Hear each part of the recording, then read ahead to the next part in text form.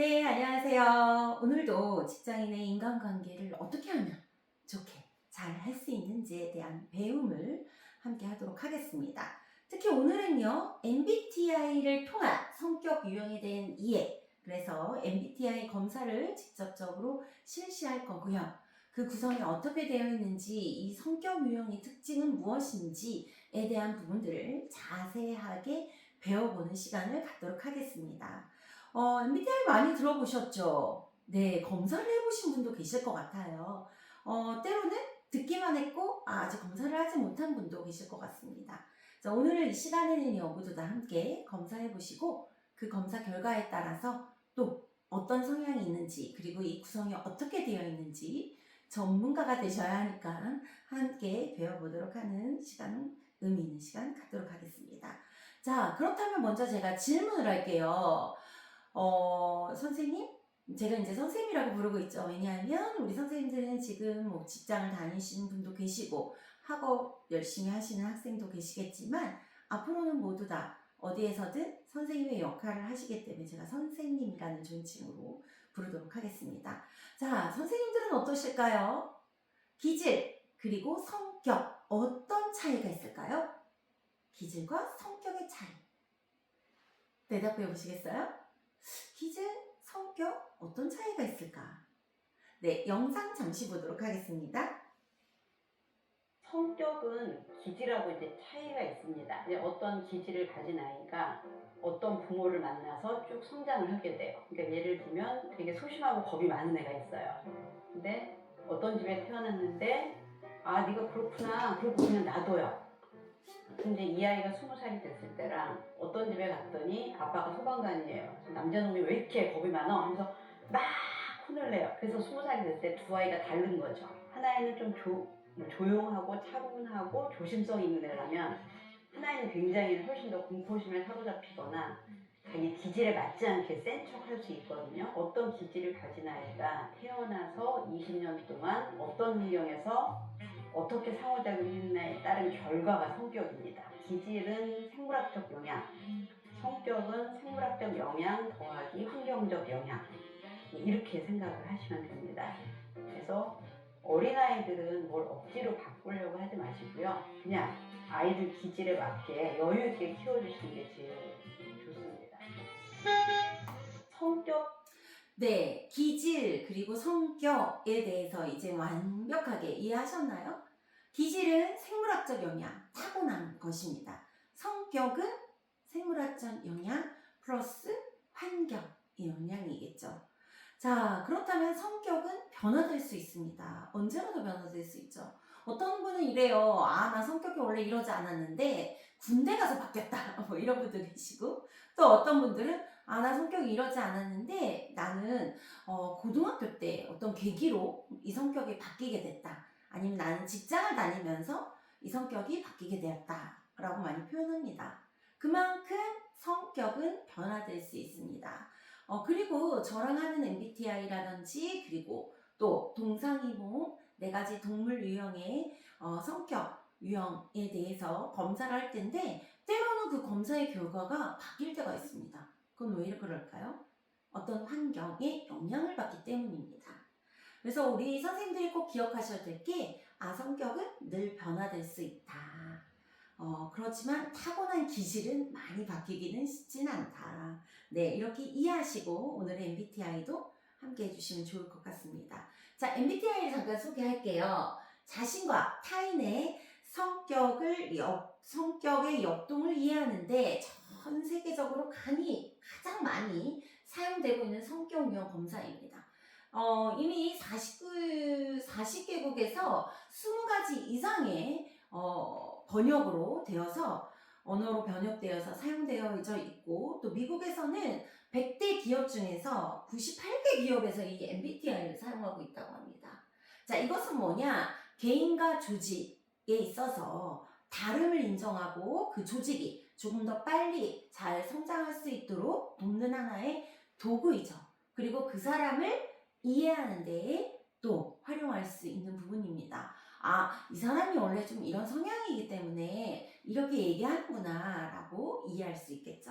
자, 개인의 이해 그리고 타인과의 나와의 다름을 인정할 수 있는, 그래서 조직에서의 조금 더 유연하게 그 사람을 이해할 수 있는 관계를 맺어주는 게 MBTI입니다. 자, MBTI는요, 캐서린 브릭스와 그녀의 딸 이사벨 마이어스가 함께 만든 프로그램이라서 MBTI입니다. 그래서 모녀가 스위스의 심리학자인 융에 대해서 제가 좀 설명드렸죠. 자, 융의 이론을 바탕으로 개발한 심리 검사라고 말할 수 있겠고요. 자, 융은 자신의 저서인 심리 유형에서 심리적 유형론을 발표함으로 인해서 그 부분에 대해서 조금 더 이 이론을 바탕으로 하면서 개발한 심리 검사가 바로 MBTI다라고 이해하시면 되겠습니다. 자, MBTI의 성격 유형의 결과가 있습니다.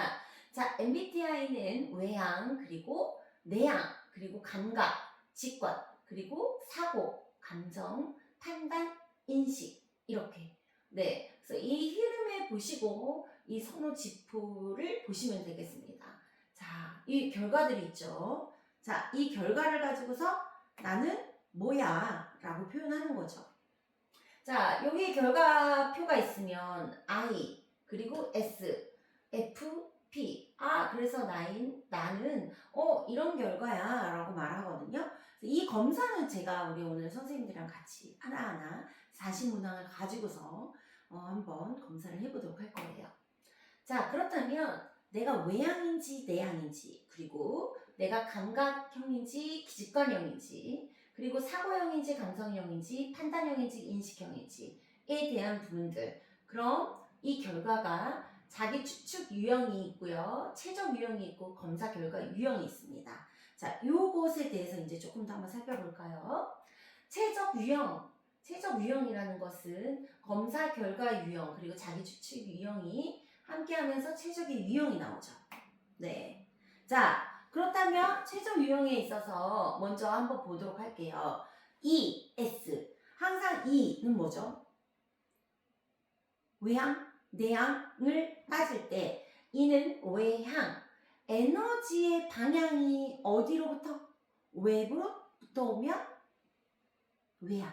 그리고 에너지의 방향이 내향.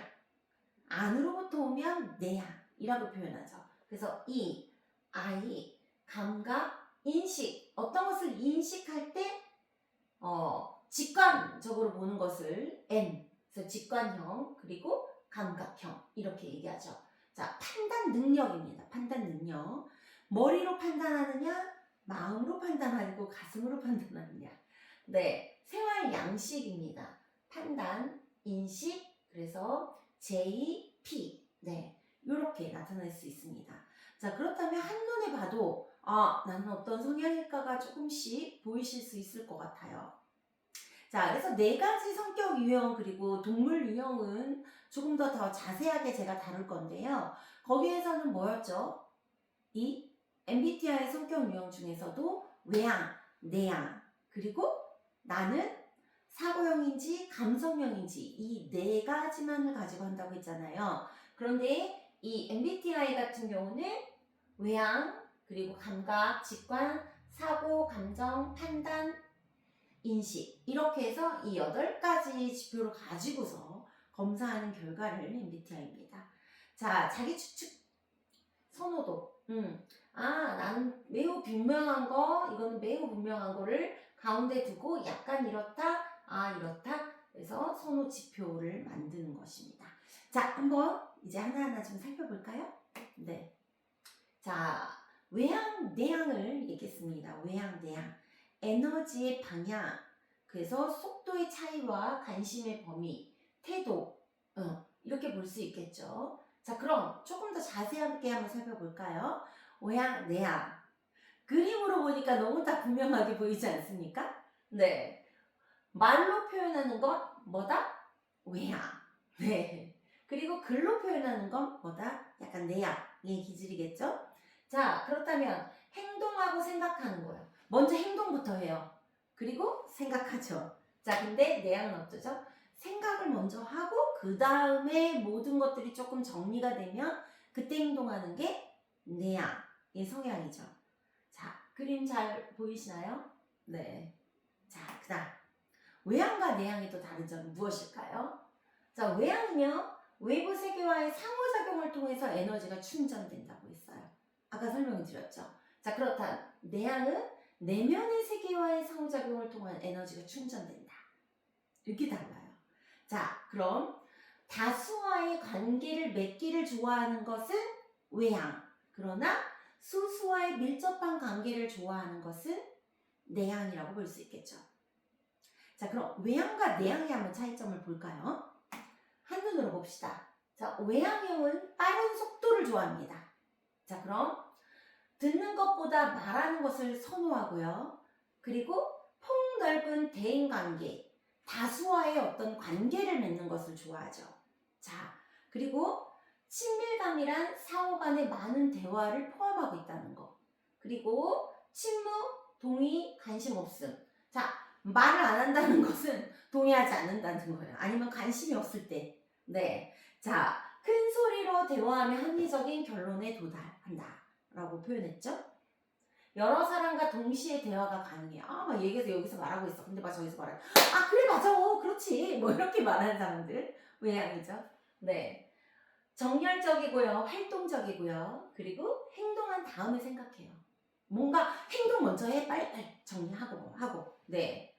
그래서 그런 마음들이 있고요. 그 다음 다른 사람에게 쉽게 알려짐. 때로는 차분한 표현이 필요하다. 네. 됐습니다. 자, 그 다음 내향은 어떨까요? 말하기 전 숨 돌릴 시간이 필요해요. 끼어들지 않고 경청하는 편이에요. 네. 그리고 깊이 있는 대화, 특히 그래서 소수의 대화를 좋아하죠.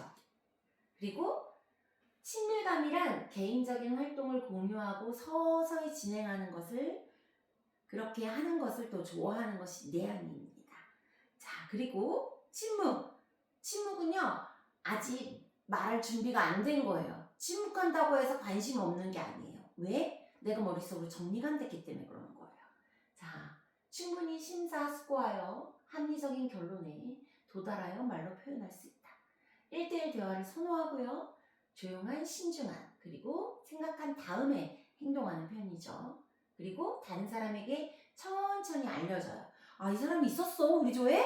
이렇게 하는 거죠. 이 사람이 우리 반이었어? 네. 자, 때로는 적극적인 표현이 필요합니다. 자, 그럼 외향이 좋은 건가요? 내향이 좋은 건가요? 그렇게 말할 수 있을까요?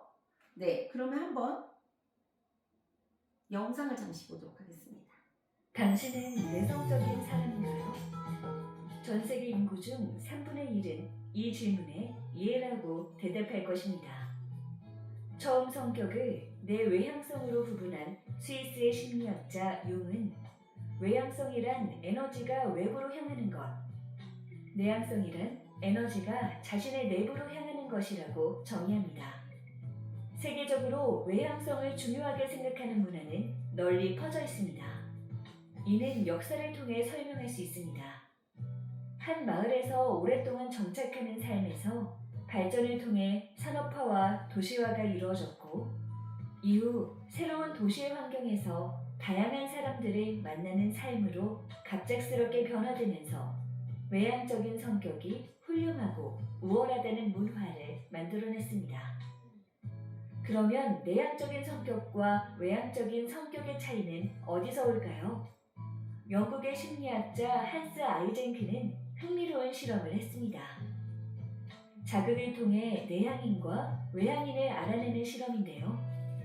아무런 자극이 없을 때 타임량과 레몬즙을 1분 동안 머금고 있을 때의 타임량을 조사했습니다.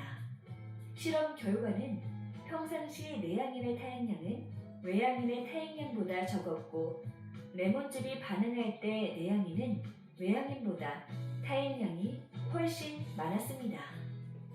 이 실험을 통해 세계 최초로 외향성과 내향성의 생물학적 차이가 있다는 것을 증명했고, 내향적인 사람들이 외향적인 사람들보다 외부 자극에 대해 더 민감하게 반응한다는 것을 알 수 있습니다.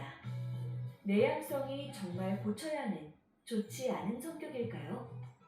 내향적인 리더의 저자 제니퍼 콘 와일러 박사의 연구 결과에 따르면 조직의 지도자들이나 임원들은 내향적인 성향을 더 많이 가지고 있고, 모두가 잘 알고 있는 미국의 대통령 버락 오바마를 비롯하여 빌 게이츠, 워렌 버핏 같은 수많은 지도자들이 그렇다고 말합니다. 이는 기존의 외향적인 성격이 훌륭하다는 문화와는 상반된 결과를 볼 수 있습니다. 결국 외향적인 성격을 가진 사람도 있고 내향적인 성격을 가진 사람도 있지만, 어느 성격이 더 좋다고 하는 것은 사람들의 편견일 뿐이며 자기 성격을 잘 살리는 사람이 성공하는 사람일 것입니다. 자, 뭐라고 했죠? 자기 성격을 잘 살리는 사람이 성공한 사람이라고 할 수 있을 것 같아요. 내향적이면서 굉장히 차분하게 다른 사람들을 잘 이끌어갈 수 있는 리더십이 있다면, 내향도 어떠한 외향처럼 그런 다수의 사람들을 이렇게 이끌 수 있는 리더십을 발휘할 수 있죠. 네. 그래서 우리는 어떤 성격이 좋아요 라고 말하기보다는 그 사람이 가지고 있는 그 성격의 강점들을 잘 살려서 자기에 맞게, 그리고 또 행복하게 그 성향대로 살아가면 되겠죠. 네. 자, 그렇다면 우리 MBTI를 하는 것도, 성격 유형 분석을 하는 것도 결론은 우리가 사람들과의 관계, 인간관계를 좋게 하기 위한 하나의 방법들을 터득함입니다. 그래서 우리가 이런 검사 결과를 두고서 또 내 주변의 사람들은 어떤 성향일까를 한번 고민해보고, 그 사람의 성격에 맞는 대화를, 그리고 그 사람들을 먼저 이해한다면, 나와 다름을 이해한다면 우리의 모든 관계들은 조금 더 좋아질 수 있을 거다라고 생각하고 있어요. 맞나요? 네. 그러기 위해서 오늘은 MBTI에 대해서 조금 더 자세하게 살펴보도록 하게요. 자, 자기 유형을 추측해봅니다. 선호도를 한번 볼까요?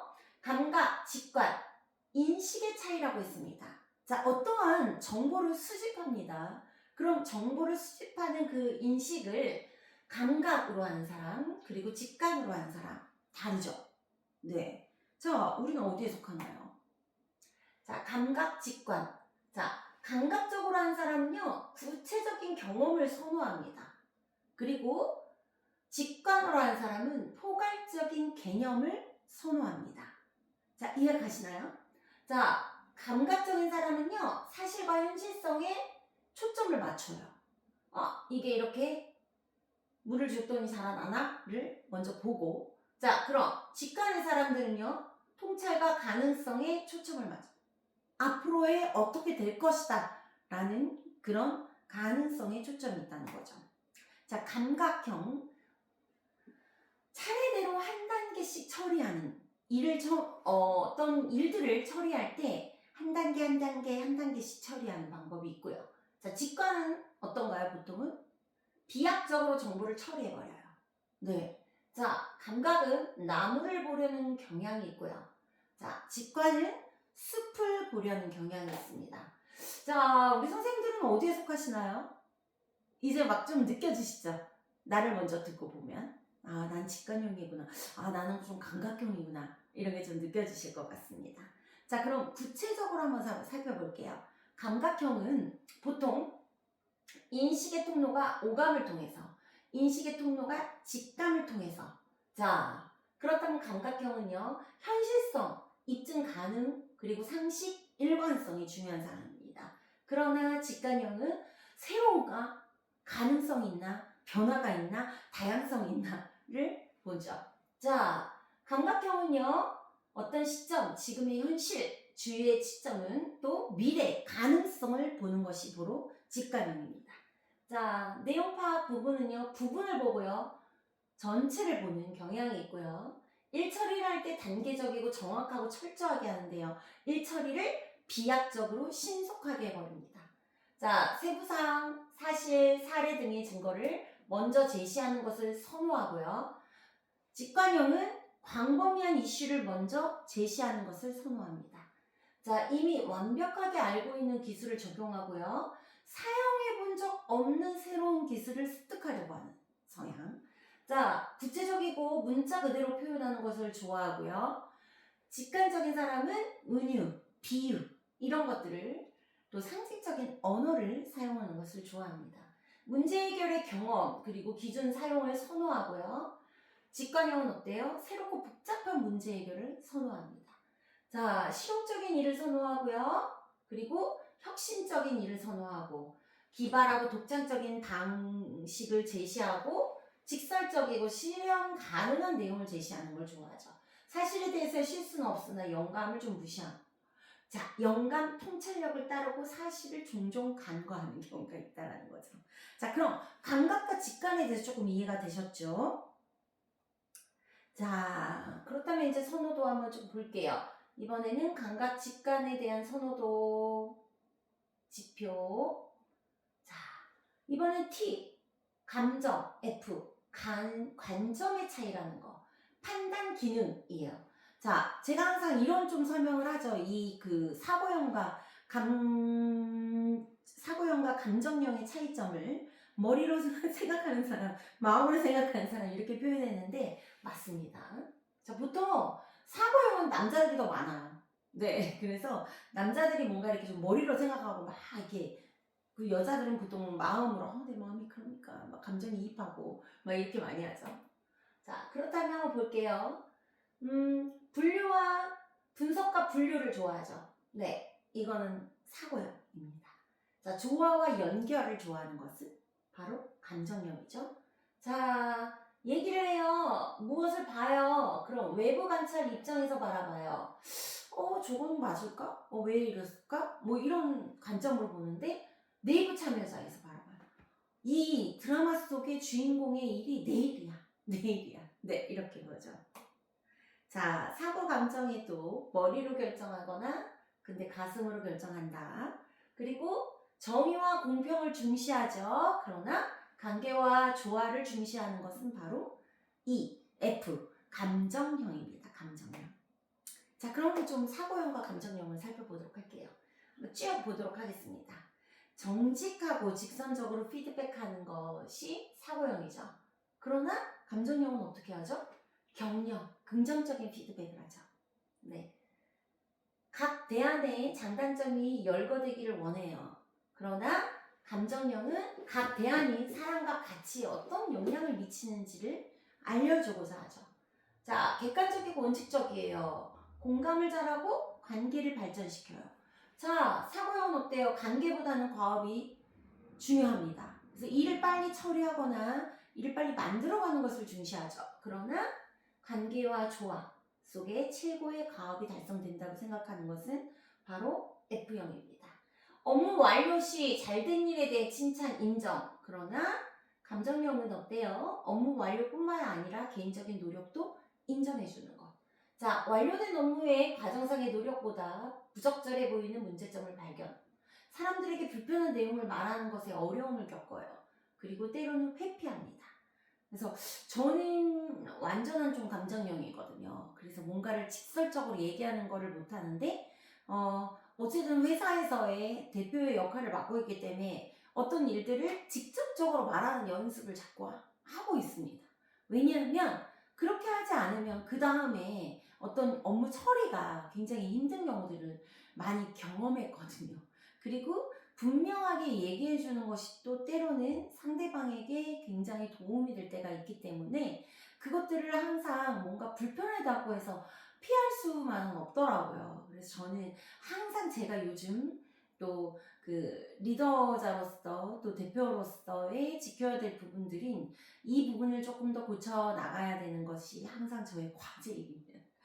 굉장히 많이 와닿았습니다. 우리 선생님들도 쫙 보시면서 뭔가 좀 와닿지 않으시나요? 네. 그래서 항상 이 부분이 안 된다면 이 부분을 노력하는 거고 이 부분은 사람이기 때문에 또 이 부분을 되기 위해 좀 노력하는 거. 그래서 서로의 그 강점을 잘 살려서 보완하고 하는 것이 정말 중요한 것 같습니다. 자, 모든 상황에 적용 가능한 객관적인 원칙을 얘기하는 게 T형이죠. 그래서 요즘 왜 드라마나 이런 데에서도 보면은 T형 남자 뭐 이런 식으로 굉장히 많이 나오잖아요. T형이 나쁜 것은 아닙니다. 그냥 어떠한 사안이나 어떠한 일 중심적으로 말할 때 굉장히 서운하잖아요. F형 사람들은 굉장히 상처받죠. 그런데 T형이 나빠서가 아니라 그게 이제 뭐랄까 그 사람의 성향인 거고 또 일 처리하는 방식이에요. 그래서 뭔가 조금만 이해 안 되면 그 사람이 나쁜 마음으로 나한테 이렇게 하는 건 아니구나. 이 대화법이 이 사람이 나에게 뭔가를 상처를 주려고 하는 말은 아니구나 라고 조금 더 이해할 수 있겠죠? 네. 자, 개인의 상황, 환경, 반영된 해결책을 반영하죠. 그래서 항상 생각이 많아요. F형은. 냉철하고 공정한 논리에 확신을 얻고요. 타인의 바람에 충분한 관심이 없이 업무 중심적 결정을 내리는 경우가 있습니다. 때로는 T형의 이런 성향에 굉장히 서운할 때가 많죠. 그리고 굉장히 상처를 받을 때가 있습니다. 자, 정서와 감정은 부수적인 것으로 여기는 경우가 바로 T형입니다. 자, 그러나 F는 어때요? 개인의 진실성을 통해 확신을 얻고요. 그리고 타인의 반응에 영향을 받아 의사결정을 하죠. 그리고 논리와 객관성은 부수적인 것으로 여긴다. 자, 제가 T형과 일할 때 굉장히 힘들겠죠. 감성형은. 그런데 내가 T형이 아니야. 그리고 감성형의 F형인데 리더야, 대표야. 그런데 저랑 같이 일을 하는 사람이 막 T형이야. 그럼 굉장히 힘들겠죠. 또 때로는 그래요. T형은 그 감성형의 사람이 우물쭈물하고 뭔가 결정하지 못하고 결단하지 못하는 그 모습이 어떨까요? 어떨까요? 되게 답답할 것 같지 않나요? 마찬가지라는 거죠. 자, 이렇게 우리는 다르다라는 것을 기억하시면 좋을 것 같아요. 자, 그럼 판단 그리고 인식에 대해서 한번 좀 살펴보도록 하겠습니다. 시간과 대처 방식의 차이, 생활 양식이라고 볼 수 있겠죠. 외부 세계에 대처하는 양식. 자, 판단, 인식 이렇게 있습니다. 어이구야. 뭐가 다를까요? 판단은 어때요? 그림을 한번 보세요. 조직화된 생활 양식, 네, 유연성 있는 생활 양식. 어떤 모습이신가요? 어떤 모습이신가요? 판단 J, 인식 P입니다. 자, 목표 지향적입니다. 자, 그러나 어때요? 인식은 과정 지향적이죠. 과정. 자, 판단. 주어진 상황을 통제해요. 주어진 상황에 적응합니다. 네. 마감일을 맞추기 위해 계획과 일정을 중시하죠. 그러나 P형은 어때요? 마감이 임박했을 때 착수합니다. 판단 인식 뭐가 다른지 한번 볼까요? 판단형, 체계적, 조직화, 스케줄, 일정표, 합리적 마감 기한을 따름. 자, 자율적 경험, 일정에 대해 기꺼이 논의하지만 엄격한 마감 기한에는 거부합니다. 자, 갑작스러운 돌발 상황을 싫어하며 사전 통보를 원합니다. 판단형. 네. 갑작스러운 상황을 즐겨 마지막 순간의 변화에 적응을 선호합니다. 자, 그렇다면 인식형과 판단형 어때요? 너무 다르잖아. 너무 다르죠? 근데 자꾸 막 인식형이 뭘 하는데 즉흥적으로 막 해. 그리고 막 일을 막 바로 전에 막 바꿔버려. 그런데 판단형은 뭐예요? 갑작스럽고 돌발스러운 상황을 너무나 힘들어 하거든요? 그럼 어떨까요? 일하기가. 너무 힘들죠? 자, 지금 판단형의 J와 P가 같이 일을 한다고 생각해보세요. 어떨까요? 깝깝하죠? 답답하죠? 그런데 때로는 이 사람의 말이 맞아. 이런 순발력이 있고 즉흥적인 이런 거가 어떻게 보면 그 순간을 빨리빨리 일 처리를 하는 것이 빠르다는 거죠. 근데 금방금방 뭔가가 바뀌기가 쉽지 않은 것은 바로 J형이에요. 왜? 계획대로 쭉 하고 계획대로 끝나야 하는데 갑자기 이 계획이 흐트러지네? 어떤 돌발 상황이 생겼네? 그러면 뭔가 순발력 있게 그것들이 빨리 변화되기가 쉽지 않고 혹여 이런 부분들을 계획하에 갔었는데 다른 누군가가 그것을 지시한다고 생각해보세요. 어떨까요? 막 답답하죠. 그리고 화가 나겠죠. 네. 그러나 인식형은 어때요? 이거 바뀔 수 있는 거지. 뭘 이런 걸 갖다 그렇게 예민해. 빨리빨리 수능해서 하자. 라고 해버려요. 그러면 이 J는 어떨까요? 굉장히 답답하겠죠. 네. 이게 서로 다르다는 거죠. 저도 많은 경험을 했기 때문에 이게 다 제 얘기를 하는 것 같습니다. 우리 여러분은 어떠실까요? 여러분은 J입니까? P입니까? 다 다르시죠? 네. 자, 그렇다면 여러분은 J와 P 사이에서 항상 J이신 분은 P를 만나고요. P이신 분은 J를 만납니다. 그때 어땠습니까?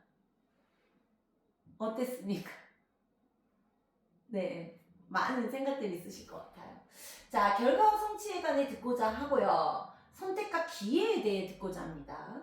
분명한 목적 의식과 방향, 감각이 있어요. 목적과 방향은 환경에 따라 변할 수 있다. 네. 자, 구조와 명확한 한계가 정해진 환경을 선호해요. 그러니까 그냥 뭔가 딱 명확한 걸 좋아합니다. 그러나 유연한 환경을 선호한다. 자, 이게 직장에서의 그 환경도 굉장히 다르겠죠? 직장에서 뭔가 딱딱 틀에 막힌 이런 일들을 선호한 사람들은 J형이겠지만 뭔가 자유로운 상황에서 뭔가를 막 이렇게 해야 되는 상황을 즐기는 사람은 P형이겠죠. P형. 네.